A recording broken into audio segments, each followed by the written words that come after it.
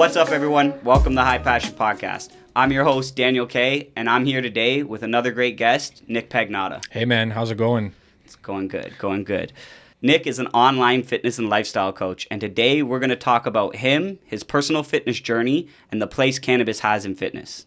So yeah, let's talk a little bit about yourself.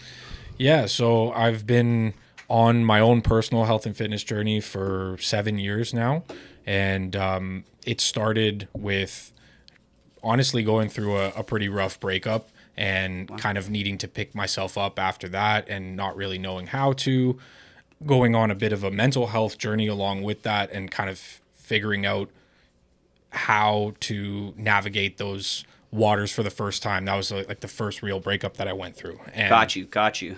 yeah, I was super out of shape at the time. I had stopped playing any sort of like recreational sports, didn't really have any activity in my life. And that just led to putting on weight in droves. I've always been like a huskier kid. Okay. But that rapid weight gain really hit when I stopped being any bit active at all. Like all the recreational sports sort of went away Just after cut high it school. off. Well, it was the end of high school, right? And that was when most of the sports you kind of age out of. And I was starting in university, and there were intramurals and things like that, but it wasn't as like structured and regimented as it would have been before. Exactly. Yeah. And so that just led to putting on a whole bunch of weight. The breakup happened. It hit me like a ton of bricks, and it was something that, I needed to fix. And that would have been immediately. That would have been like your first major breakup or major relationship. Yeah, first real relationship that ended. It was like a 3-year relationship, which was an eternity at the time. Yeah, right? for a high school relationship. High school. Yeah, exactly. Yeah, so it was a lot of turmoil at the time, but now it's interesting looking back on it because I'm kind of thankful for it and thankful for that ex, because if I never went through that, I would have never gotten to the place that I'm in today with any level of I believe that there's a lot of success that can be correlated with success in health and fitness. Like there's a point where you can benefit outside of the health and fitness realm from just getting yourself from your health and in fitness shape. Yeah, exactly. yeah, And absolutely. so I think a lot of my success in other areas has come from that as well. So it was definitely a net positive. Didn't feel like it at the time. It was tough to go through, but was something that definitely needed to happen. I needed a big kick in the ass to figure my shit out. Jumpstart. Yeah, exactly. Well, I feel like especially like you were saying, the way that the fitness can affect the other aspects of your life. Personally, I feel it's a huge part of that is the discipline that comes with it, right? Absolutely.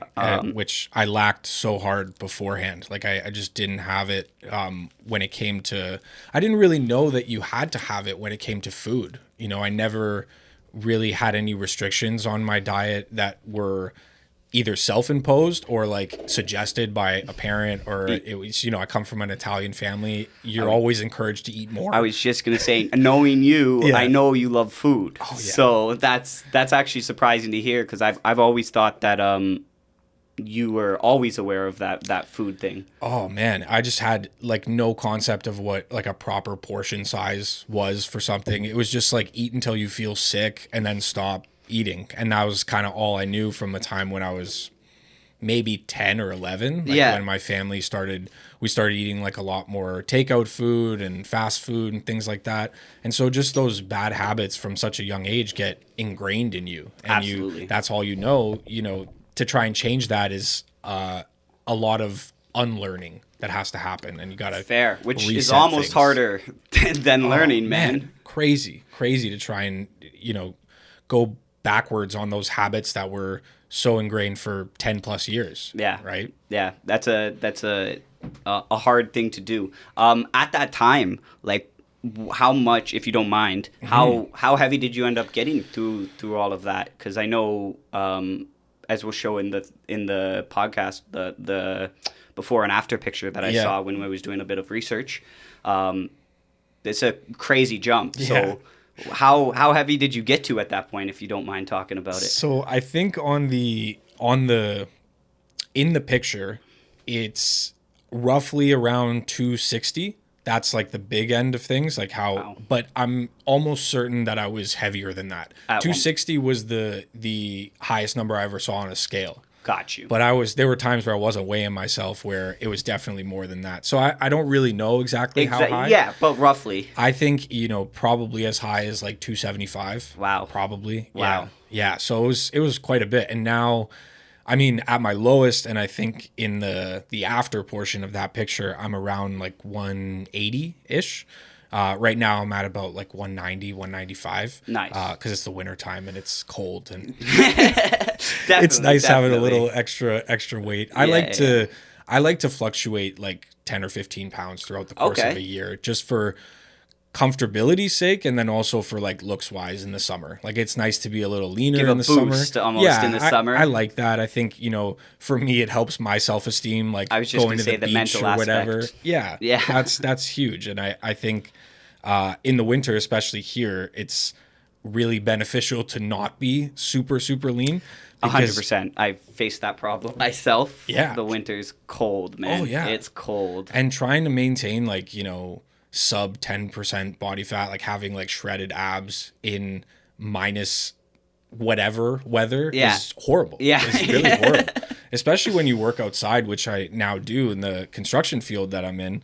It's just not optional. I Yeah. can't do it anymore. So 10 or 15 pounds. That's Yeah, it's my like having little- another layer. Yeah, exactly. Really is. And it really does work. Yeah, yeah. So coming off of out of high school, you're putting on all this weight. Mm-hmm. I guess like you said, the breakup was the tipping point that changed everything. Yeah. So where did you go from there? What your mindset changed? You started working out. Yeah, so it really knocked me on my ass. The breakup was rough, and I stopped doing pretty much everything after that. Stopped going to class, stopped hanging out with friends, stopped doing literally everything. And I actually went to go and see my family doctor to get a recommendation for a therapist of sorts, like Yep. someone who I could talk to help kind of sort this out, Absolutely. figure out these, depressive, anxious thoughts that I'm feeling now for the first time. Never really dealt with that before. Yeah.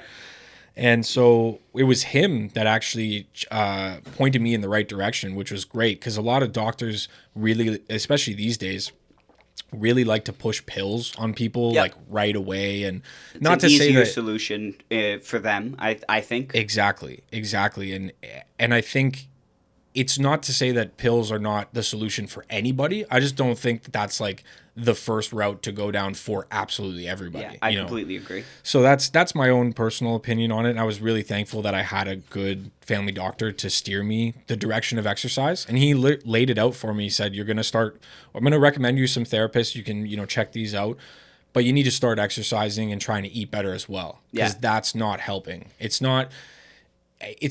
weird. It's like, you think that your physical health and your mental health are like disconnected and two totally separate things, and you can have one without the other, but they're so interconnected. Yeah. And where one goes, the other tends to follow. And so that was really big for me. I'd never really heard that especially from like a professional. Well, it's actually good to hear. Like, I'm personally in therapy right now, and my therapist, when we were starting it, she went around the same line. Like, she wanted to start monitoring what I'm eating, Mm-hmm. and not just my diet and food. What are you watching on social media? What are Such a you good point. intaking in your group around you? All of that stuff, and just hearing it from somebody else, it's like, your first time hearing it, like you said, you think that they're so disconnected, your physical and your mental well-being, but they're not, man. Not at all. Not at all. And I noticed it right away as soon as I started exercising more regularly. And I didn't know what the hell I was doing at first either. It was like go in the gym with a big hoodie on, put your hood on, and go and get on the bike and just keep your head down and ride the bike for as long as you can until you get Crush some super cardio. tired. And I did that for at least 2 or 3 months before I gained any level of confidence to like walk over to the weight section. Wow. I really struggled with self-esteem at the time, especially in the gym, because I knew it's interesting. Like I knew I was out of shape, but I don't think I had faced the reality of how bad it was. Gotcha. Until I started, like, you start putting on gym shorts and like you want to wear like a tank top because it's like you build up a sweat at the gym, but you're like, oh, I look like shit in a tank top. Like, I'm not doing this. This is crazy. So it was just sweater, cardio for 2 or 3 months. Then thankfully I had some friends on the football team at the time. And what they did for me was essentially bring me along for their workouts. They were doing 2-a-days, so it wasn't quite exactly what they were doing, but I would do the afternoon workout with them every day. Yeah. And so get comfortable. Yeah, whatever weight training regimen they were prescribed by their trainer on the team, that's what I was doing. And so that was how I got into weightlifting and started to become interested in weightlifting and saw some results from weightlifting, and then kind of developed a passion for myself in trying to figure out, okay, what's the right programming here for what I want to get and for, these type of results. So what was the time span approximately from you starting to actually starting to see the results that locked you into it, Good question. Yeah, because that's a key point that locked you into it, because you start seeing results rather quickly at that weight, at least. Fair. Where I was at excuse me, where I was at that point, you start seeing results within a couple of weeks, but the results aren't life-changing yet. Yeah. Right? It's just like the little, you see like the scale move a little bit and you're like, okay, cool, that's 5 pounds off. That's awesome. But you don't really see that visually, because when you're 260 plus, 5 pounds is not that much. Yeah, and not very visually noticeable, that's for sure. Exactly. And so it took, I would say, a good 2 months of exercising consistently and really maintaining control with my diet. And I say that because I wasn't doing what I prescribed for my clients to do now dietarily. Yeah. But I was figuring it out. Yeah. I was just doing the trial and error process of like, I need to figure out whatever I'm doing is not working and I need to try something else. And so that was that whole process. And that was where I actually started with the keto diet at the time. That's what I was initially led to believe would be right for me. Yeah. And we could talk more about that. Yeah, we'll get into that for sure. Yeah. Your mindset's changing. You're working out a lot more. I know that you started working at a gym at that point. What was it like making that transition from your personal improvement to actually teaching people and training people how to do that same thing?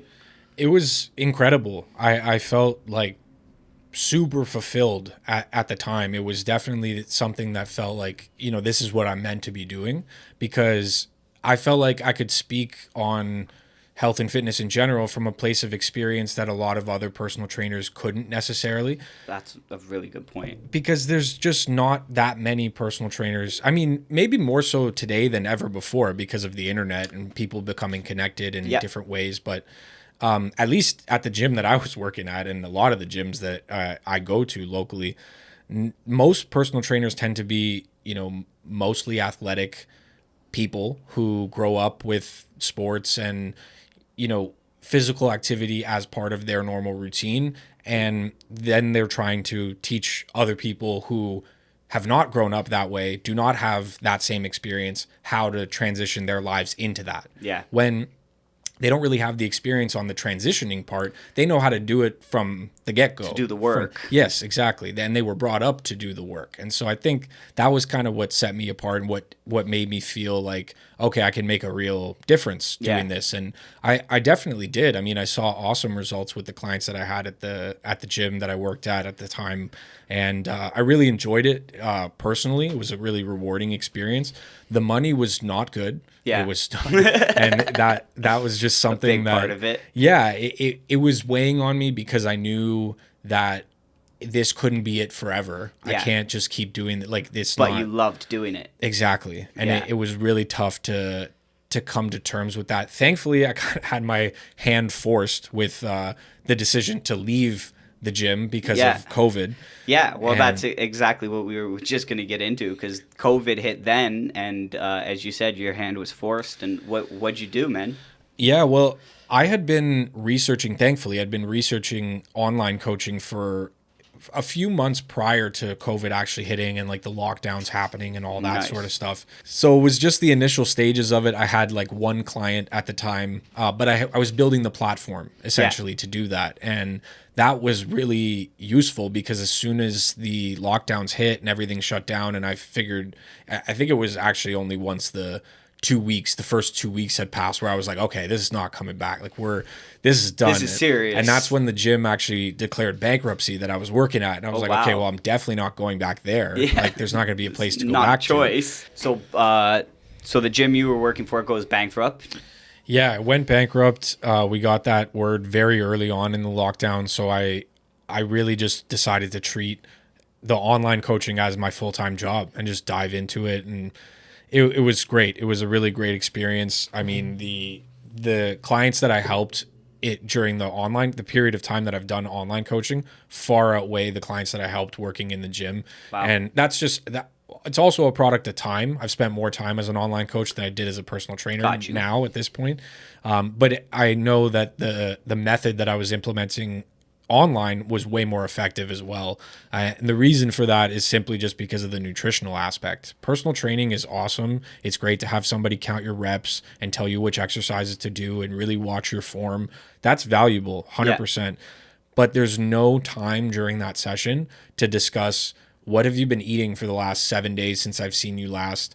How many, cheat meals did you have in there? What are the basics of your nutritional plan? Like what's going on there? Yeah. And it just wasn't, I knew that as soon as I started online that, this is going to get way better results just because I had the nutritional component. In there, and I had a way of. And you're in touch a lot more with them, all the time, right? So you can keep track of those things. Yeah, that's huge. We're messaging on like a daily basis. I have a log of their workouts and everything that they're eating. They're logging with me, so I get to view all of that. I get to look at all their progress photos, their weigh-ins. All that stuff is under my monitor. And anytime there's anything that's in flux or needs to be addressed, I address it right away. There's no time for. The other problem with personal training is like something happens the day after their session. Again, they're not seeing you until the next week. So that's when they're going to bring it up to you next. And it's like, well, how do we address that in the moment? Oh, yeah, exactly. Now a week later we're addressing it and it's hard to get ahead like that. 100%. And for some people, that one day of being off track will lead to a snowball effect for the rest of that week. So the whole week's lost now because of one day that went bad, where if we addressed the problem that first day, the problem would have been fixed. You would have been back on track the next day. And most of the time it's just a simple conversation reminding people of the things that they already know to get somebody back on track. Most of my clients will attest to the fact that all of our conversations, they rhyme with each other. They're all reminders of things that they already know, but it's that reinforcement of habits that really ingrains habits in people.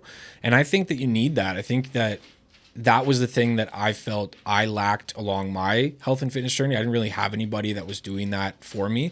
And I felt like that would have expedited the results so much for me and just kept me on track for longer, because what would happen, even while I was having overall success with weight loss and getting myself in better shape, I would have periods of time spent off track. I would fall off track and then have to pick myself back up.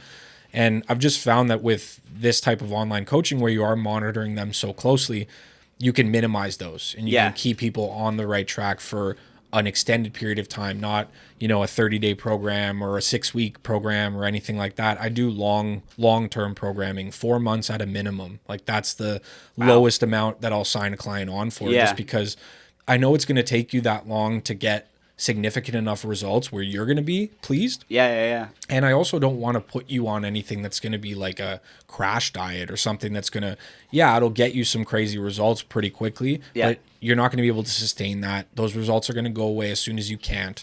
And then what was it all for? What was the effort for? Yeah. Yeah, exactly. And you don't want your clients leaving unsatisfied either, right? And you want the best for them too. 100%. So if you already know that doing this for a month isn't going to actually benefit them in the long term, then it's the right move, right? In my opinion, it's a way that the fitness industry has taken advantage of people, because it's an easy way to sell people on fitness. because it sells fitness as something that you can fix in 30 days. Yeah. Or whatever it is, 6 weeks, right? And it's not. It's something that takes much longer and is a lot harder. And people don't like hearing that. It's not very sexy to market fitness like that. Yeah, man. Fine. The way that you moved that coaching, I mean, it sounds to me, for me personally, that type of system would work a lot better. I'm the exact same way. If I fall off for a day, it definitely snowballs for me. And I'm not huge into working out, but just for my regular life, if I don't pull myself back in, there's no one to do that, and that snowball just keeps building. So offering that and giving your clients that option and that ability is amazing. Yeah, thanks, man. The accountability is definitely key. Yeah. When you were doing it, so I know you told me you developed or you were using an app and using social media like your Facebook group Right.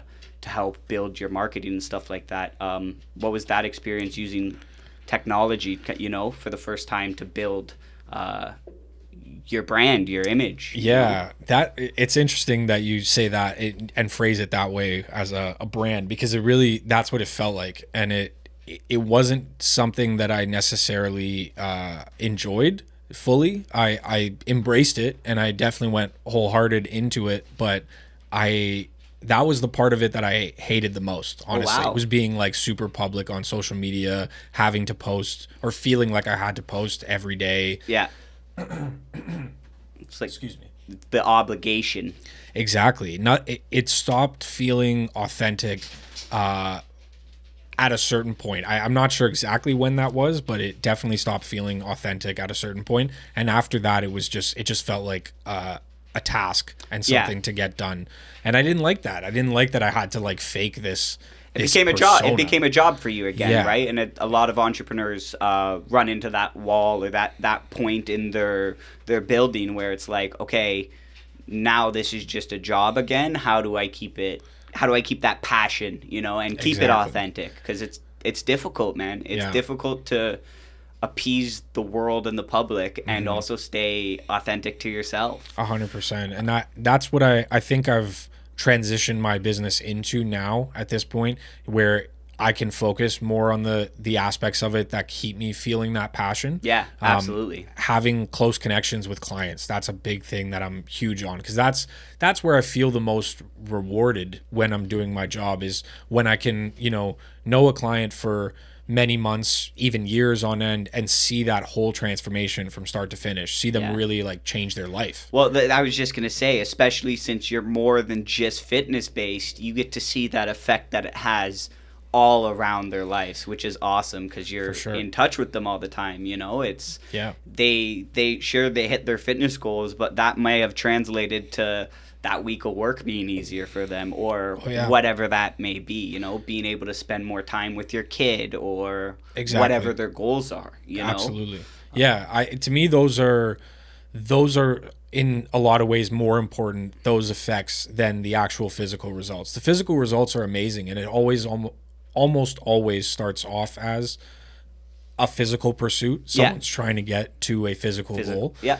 But along the way, you recognize like, oh, I can, play with my kids for longer and not feel tired. I can, walk up the stairs to work and not need to take the elevator, and, all these different things that you may not have thought of initially when you started your health and fitness journey, but that you realize along the way is really important. Absolutely. And just overall health, extending your life and feeling better about it, right? So using those apps and stuff, I remember seeing you during COVID, or it might have been a bit into COVID. You got the opportunity to travel and keep doing your online coaching and stuff like that. How was that experience, and how did you manage, keeping up with the clients and stuff like that, but also still enjoying yourself on your vacation, Yeah, it was incredible. That was a legendary trip, and I think that I'm so happy that me and my girlfriend were able to do it and took the chance and did it. I figured, how often are we going to get an opportunity like this where the income that we're making is, solely online, and we don't have anything tying us to a physical location. Let's just try and skip winter this year. Let's just try and get away for all of winter and do it smart, like do it on a budget, make sure that we're not overextending ourselves to the point where we're going to put ourselves in like crazy debt or anything like that. And yeah, it was amazing. And my whole schedule revolved around the clients because we would plan. I wouldn't have client calls every single day. I'd have them spread out throughout the week. I did a lot of group coaching at that point. So I would have these group coaching calls at set points. And those were times where I just needed to be back at the Airbnb to be on the Wi-Fi. And other times we could do whatever we wanted. Yeah. And that was amazing. So we had so many adventures, so many, chances to do things and see things that otherwise I probably wouldn't have done, because we were away for such a long period of time as well. You really get to settle into a place. Yeah. Whereas vacations that I've been on in the past had always been, quick. A week, maybe 10 days at most. And they're enjoyable, no doubt, but it's not the same level of like relaxation that you get. Like after like week 2 out of 6 of being in a place, you're like, oh man, like I could really settle into this place and really, get into a routine here. Yeah. So that's interesting to hear, because I know a lot of people are iffy about long-term travel, being away from your home where you're used to for an extended period of time is like nerve-wracking for a lot of people. Me personally, I don't have that issue. I'm good to go. Me neither. Yeah, I'm good to go, but I know a lot of people that is an issue. So being able to settle in like that, man, it sounds awesome. Yeah, it was cool. And my girl actually falls more into that category, where I think it took her a little longer to alleviate some of the anxiety from travel and thinking, holy crap, we're going to be away for 4 months from our families, from everybody. We're missing Christmas. We missed all the family stuff for that. And that was the first time. It was the first time for either of us had done that, but I was much more willing. Yeah. She was a little more hesitant about it. But she settled in like right away as soon as we were there for that first week or so. Yeah. Well, like you said, man, when else are you going to get those opportunities? Like, you got to seize those moments when you have them. And the fact that you guys were able to do that is just such a experience, man. Yeah. Such an experience. Absolutely. We're gonna, being stoners, forget to smoke weed. We're gonna take a look here. This is some Pez I grew myself. I got it from a guy, Just Grow Dude on Instagram. And yeah, I mean, it's a cut from LA, clone only cut, and I grew it myself. We're gonna spark one up right here. Dante always shows me your stuff. Sorry to cut you off. Dante always shows me your stuff, and I'm always amazed. I'm like, holy crap, because I'm smoking my homegrown stuff almost solely. Like, that's pretty much all I'm smoking. So when I get some of your stuff, I'm like, oh, Jesus. This is like otherworldly. Yeah, I mean, the main difference is indoor and outdoor too, 100%. Right? Like, if you had the chance. That's what I tell myself. Yeah. I mean, I know you, and you do know how, and you care a little bit about your weed, man. So, if you had the opportunity to grow inside, you'd grow some decent product. Well, thanks, I can guarantee that. I appreciate the boost of confidence. Caring about it is the biggest thing that I've seen is, the growers that just grow as a business. Don't get me wrong, lots of businessmen and growers grow good weed still, but like the best weed comes from people that do it because they love it, man. For sure. In my opinion, passion. Like, it's the passion. It's the love for the plant itself. Yeah. That brings it out, So. Yeah. I've definitely noticed it's improved over the years that I have been growing outdoors. Like the more that I've cared about it, the more effort that I've put into it, the better it's gotten. So I can totally see that. Absolutely. Okay, so coming out of COVID, you come back from your trips. COVID ends. You're transitioning back into the real world, getting back into, I guess, job searching, as you said earlier, you're in the construction field now. So how did you land there? And then how is it managing that and still having your clients on the side? Yeah, it's juggling it is interesting. It definitely takes a bit out of me, but it's well worth it. I don't have any plans to give up the fitness business, and I definitely don't want to give up my construction career now either. So yeah, I make it work. And so what exactly are you doing in construction? So I'm technically my title is a carpenter helper for Nice. high rise form work. So that's what I do. I build high rises. Nice. And yeah, so the quick explanation of what that is, the forms are what concrete gets poured into. Concrete forms. Got you. Every high rise has a concrete skeleton. We build the concrete skeleton. That's awesome. what we do. So we build the forms, concrete gets poured in, and so on. The physical activity that I get from it is part of the reason why I jumped into the construction industry. Number two is that it's an industry that's really lacking young participants. There's a lot of people who are reaching retirement age in the construction industry, and the amount of people coming in to replace them is far less than the amount that are retiring. Yeah, 100%. In almost every field, to be honest, it seems like we need more workers, man. Yeah, for sure. Especially, I think the trades as well, are all sorts of different trades, and it's hard work, it's dirty work at times, and so a lot of people don't want to do it. I get it, but for me, that type of work is so much more suited to my personality and who I am than any type of like office work. Yeah. That was the big experience that I didn't like prior to the pandemic, prior to personal training, was working in an office. It was just not for you. Not for me. Yeah. Well, it's not like it's physical stimulation is a big part of your life for sure, from what I've seen. So I could definitely see sitting at an office not being the thing. I felt like a caged rat, dude. At the end of the day, I was just riddled with anxiety. Let me go do something. Yeah. And then you don't have time to do stuff, or you're mentally exhausted, which is a whole nother fucking battle, So let's talk a little bit about fad diets, man. Mm-hmm. I know at one point when I was doing research, I saw on your LinkedIn profile, you have a little bio about your journey doing keto yourself. Right. What are your opinions on keto? What are your opinions on fad diets? Mm-hmm. And how was that experience, man, doing it yourself? It's a mission. Yeah, it was. I did it when keto was like originally getting popular. I think it's made a couple of runs. Like it's had a few ups and downs where it's been really, really popping. I think, every diet has potential to work for somebody. I don't think that there's any like one size fits all when it comes to dietary choices and what's going to work best for you versus what's going to work best for me. Yeah. I think there's individuality at that level. And so I don't discourage anybody from trying things out. I think that if you're going to do it on your own, you're going to, not decide not to hire the help of like a coach or a nutritionist or anybody that's going to guide you. Trial and error is kind of the only way to go. You're not going to figure it out any other way. And that's what I was doing. I was just trying out something that I had seen and really committing to it and seeing what happened. And I did it for 9 months in total, wow, which was a long time with no carbs.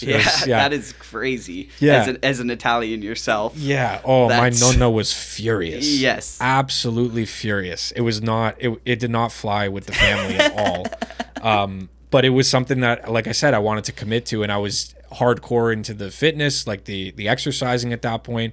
And I was already trying things out with my diet, but I knew I needed to kick things up. And so keto was like, this is the thing I'm going to try. I'm going to give it a shot and go all out on it. Yeah. And it did work in the sense that I did lose weight. I definitely lost a bunch of weight over that 9 months. I mean, if I had to put a number on that, like just the 9 months, was probably close to 50 pounds. Oh, wow. It was a good amount of weight. Yeah. So it definitely works in that sense because let's face it, a lot of delicious foods are carb heavy or at least have some carbs in them. Yeah. And, it's when you remove those things that are indulgent, those things that are higher calorie, you reduce your calorie consumption overall and you end up losing weight. That's there's no, it bothers me when people get into the weeds with, the science behind why the weight loss works and that it all comes down to a calorie deficit. Yeah. Bottom line is, the diets consume that work, less calories then you're burning. That's it.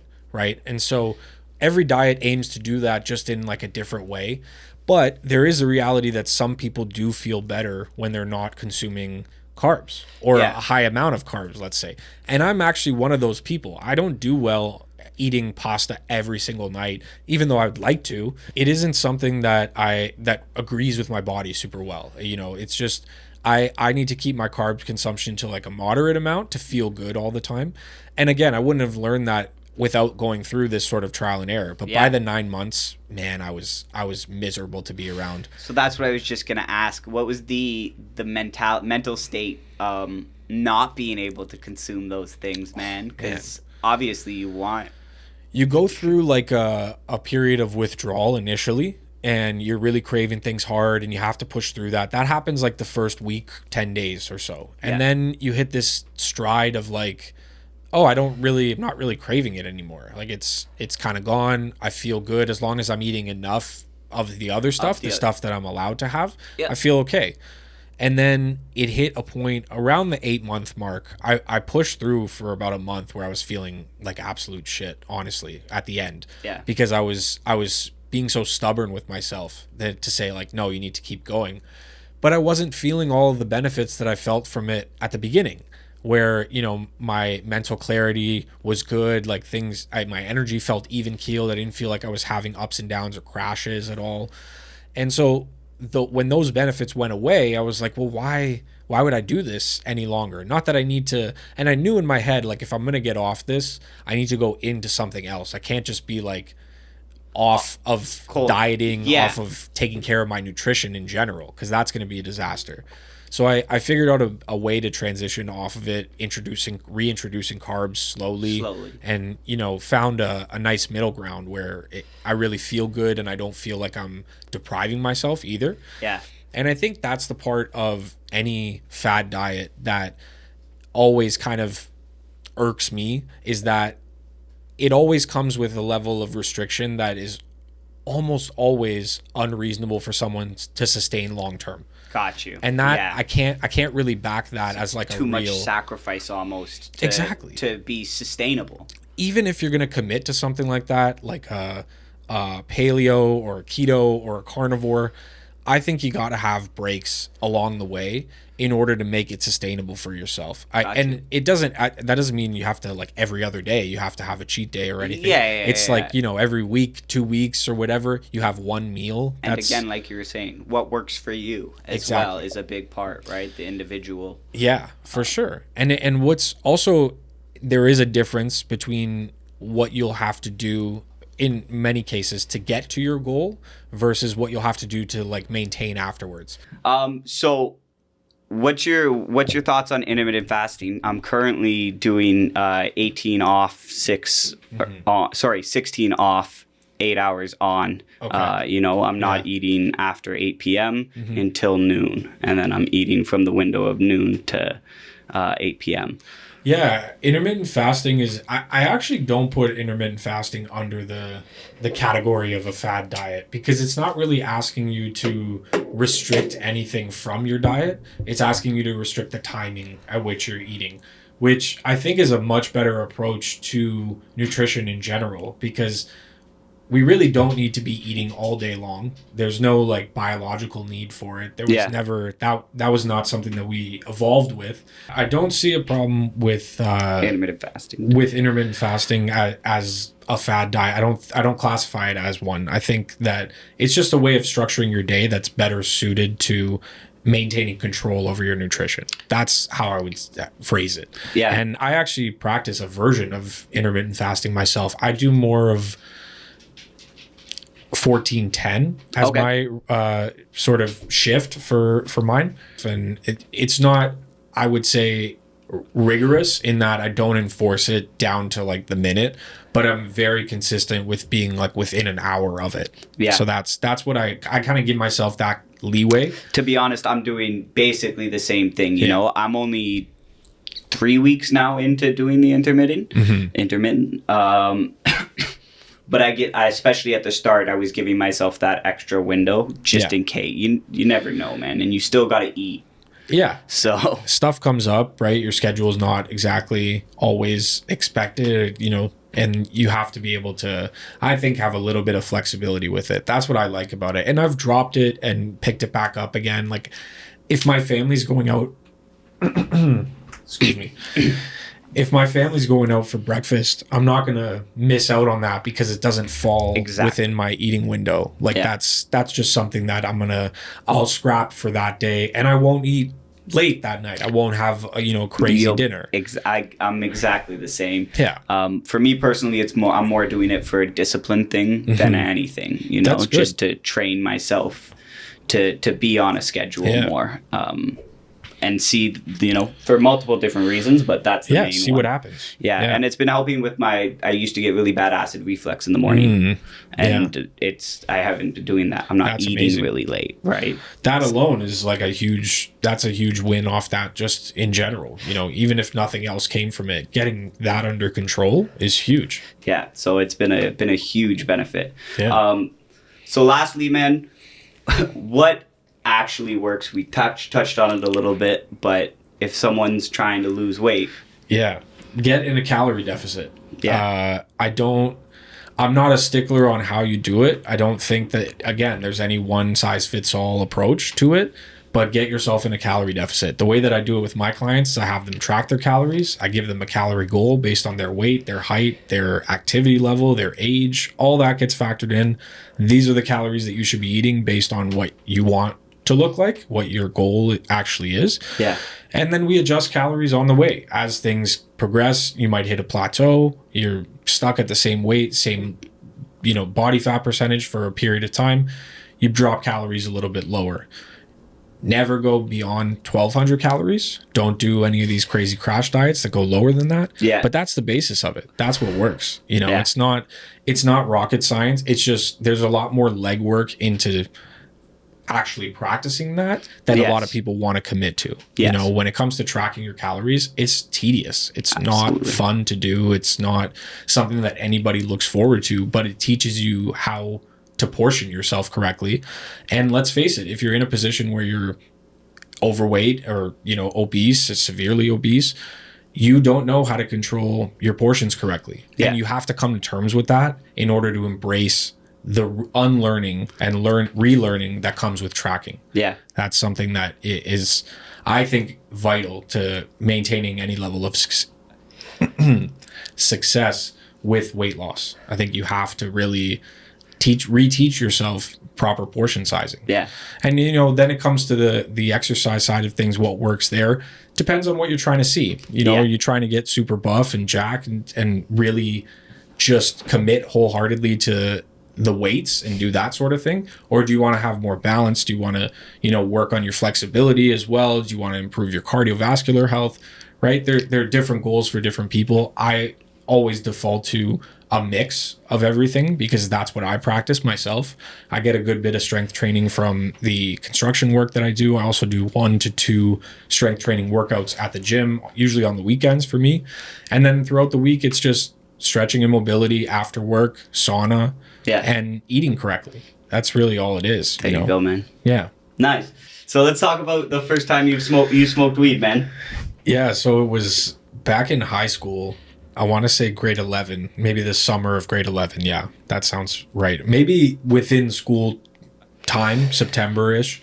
And it was in like a ravine off of a cat path that was in our neighborhood, me and maybe 2 buddies. And I didn't really know what to expect. Like people, at least my friend group was not super versed in drug use at that point. Yeah. And so it was very foreign to me. I was like, I have no idea what I'm walking into, but I know I wanted to try it and see what happens.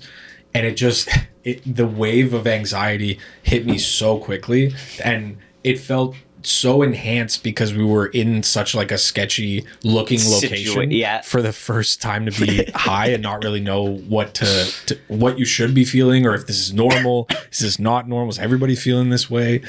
Yeah, so it actually kept me off of weed for almost 3 years afterwards. Okay. I smoked that first time and then didn't smoke again until university. I was in university, and then smoked with my roommates at the time, who just kind of decided on a whim to pitch in for like a dime bag and to roll a couple joints. And it was fantastic. It was like the total opposite experience because I was super comfortable with all of them. Yeah. We were in a comfortable environment, our apartment, no one else was there. We like hotboxed the bathroom, and it was just like, and then just watched movies. Yeah. And so it was just a vibe. Yeah. So like, everything went. You had a good time. Exactly. It's the whole, your environment is everything when it comes to drug use. I think it's so true. Yeah, so absolutely. true. Absolutely. And that, it created a desire to continue with that. And so that was where it started as more of a habit for me, for sure. And was it more social at that point? It was, or did from there on were you like, I'm smoking? It was definitely social at that point, and it took some time to build into something that was like, no, I'm doing this regardless of if anybody else is doing this. But it took time to build. I had a few more nights like that where we would just pitch in, smoke just between us, watch movies or play video games or whatever. The best time smoking weed, man. Oh, the best. The best. It's almost like you're constantly chasing that dragon. Like those. It's funny because it still is. I still link up with those same friends 100%. And try to recreate those moments, but it's hard. It is, but you know what? It's funny that you mentioned that because those same buddies that I did that with in university, I still see them usually only once or twice a year because they both live kind of far. But when we do see each other and we do smoke up, it does rhyme of that. Like it makes me feel like that time, and it's awesome. Yeah, it's awesome. Absolutely, man. Yeah, that's fucking awesome, man. So when you're smoking, what's your favorite way to smoke? Definitely. Oh, sorry. Yeah, no, I was just gonna list off the shit, but just go. It's definitely joints. It's all joints for me. Smoking a joint is the ritual of it is my favorite thing in the world. I respect bong hits, but it's something that I've left in my past. Yeah. I've had my time with it, and it's not something that I can continue doing at the current state that I'm at. Yeah, fair. For me, it comes on a little bit too quickly, and at the same time, I like the social aspect of smoking a joint, but I also like smoking a joint on my own, like in my backyard and just at night. It's it's very ritualistic for me. I love that, and I like that it's drawn out. A bong hit is like it's there and it's gone. It's very quick. Yeah, that's an interesting point. I've never thought of it like that before. Yeah, because like the joint is a whole ritual. Savor it. Yeah, and a bong is very, very quick. Yeah. Yeah, it's enjoyable, but it's quick. It is. It is. And then like you said, it comes on completely different. Yes. It's way stronger, big rush, and 100%. It's I enjoy bong hits too, but I'm with you. Joints are the way to go. Do you have any favorite strains, or like?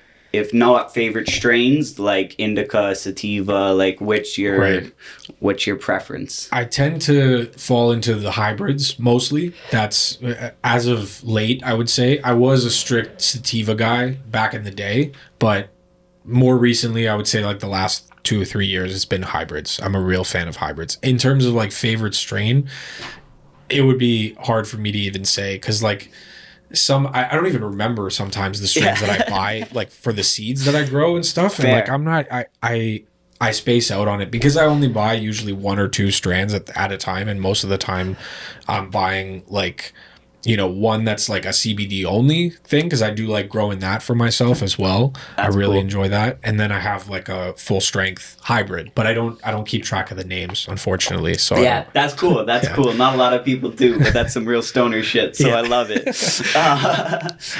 As you mentioned, you said you get some seeds to grow for yourself. I know that you went through the whole process, got your ACMPR, and grow your plants for yourself medically.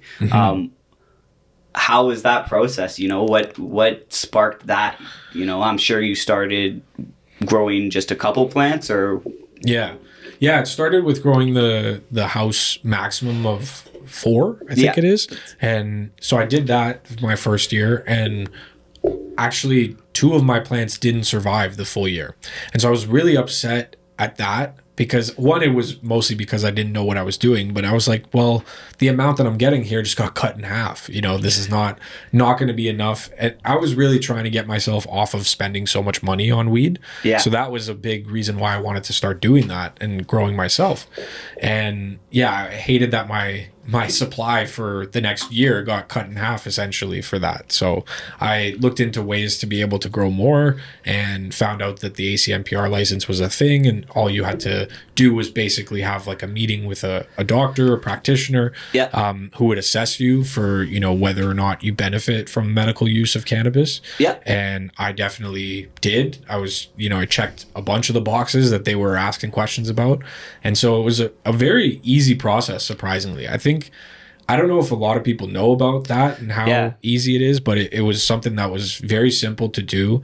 And yeah, very rewarding now with the amount that I'm able to grow myself. Yeah. For people that don't know, an ACMPR license in Canada that allows us to grow cannabis for our own medical purposes. You know, we're allowed 4 plants recreationally in every household. But if you want to or need to consume more than that for your medical needs, you can get a prescription that then allows you to apply for the license to grow more plants. Right. Which is awesome that you found that knowledge and were able to access that, you know. It makes it way more affordable for people to have access to their medicine rather than having to go out and buy it, which is a really cool program. And it also creates a real interesting, like, almost, it's not a hobby, it's another passion for yourself, you know, going through and growing your own plants, taking them all the way from seedlings up to, you know, fully mature and harvesting them, and then getting the end result of being able to smoke it. Yeah. It's awesome. It is an awesome Yeah, it's the same. And it's funny, like I have gardening in my genes. My grandparents, they're both in their 90s. They've held a massive garden in their backyard for their entire lives since they've been, and that's the one thing that even at this age they're still committed to doing, because there's so much of a reward that you get from it, not only with obviously the food, but the connection that you feel to the food, right? Absolutely. And that whole process. Absolutely. And so I equate it to that. I like gardening myself too, but the weed plants is something else. It's fun. It's a fun process. Absolutely, man. I love it. I love that you got into it. I love that you got access to the license, and man, the relation to the family green thumb. I'm the same way with my family. You know, my grandparents are my grandpa was a farmer for a while. Wow. And same thing. They kept it going for as long as they can, and that's amazing. Every time I'm in the garden, I have that. You know, I feel that connection for sure. For sure. Oh yeah. And then the process of just growing something from start to finish and being able to consume it, whether it's a fruit, a vegetable, or a flower. It's an awesome experience, man. And I encourage other people to do it.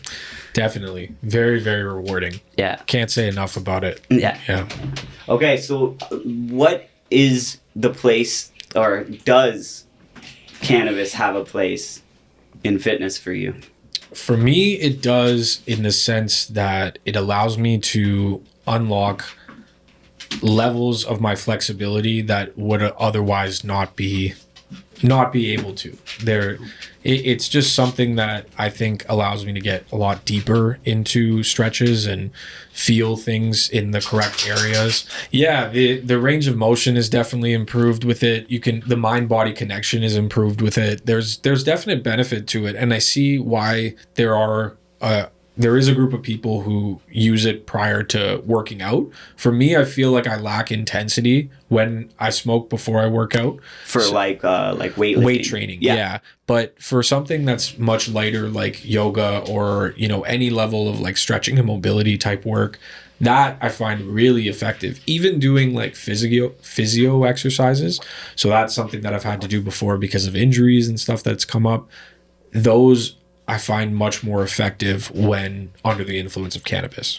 100%, like without a doubt. And I think there's a lot of other people who feel the same. I don't know what exactly it is that it does to your mind-body connection and allowing you to feel that, but there's a difference. There's a big difference. And I'm a wholehearted supporter of people who smoke prior to any level of physical activity. I think it can definitely be an enhancer.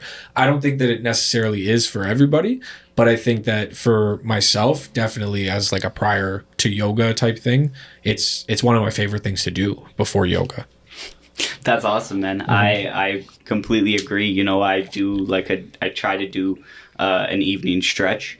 And I always try to smoke a joint before because I'm the same way. Like I feel that the connection to the body is definitely, you know, it's there. It helps me focus more as I have ADHD. It's puts me in that space where I can actually pay attention to what I'm doing fully, you know, be present with it. Yeah, and Absolutely. it becomes part of that, like you were saying earlier, just with cannabis in general, it just becomes part of that ritual for me. And it's a huge game changer. Definitely. For their own person, right? It's to each their own, obviously. Yeah, exactly. Yeah. And fuck, I think we're gonna wrap it up. Awesome, man. It's been awesome talking to you. Thank you for having me, man. This has been great. I've learned a lot. Great talking to you. I hope to have you back one day. We'll do this 100%. again. Yeah. To everyone that's watching, if you enjoy what we're doing, make sure to like, follow, and share on YouTube and Instagram at High Passion Podcast. If you want to keep up with our guests today, drop them a follow on Instagram at Nick Pagnotta Fitness and on Facebook at Nick Pagnotta. Thank you so much to Sean Sweeney at Sean CS10 and Jeremy at High Q Media for helping put this all together. And to all of our viewers, I hope you tune in next time. And until then, stay positive and stay passionate.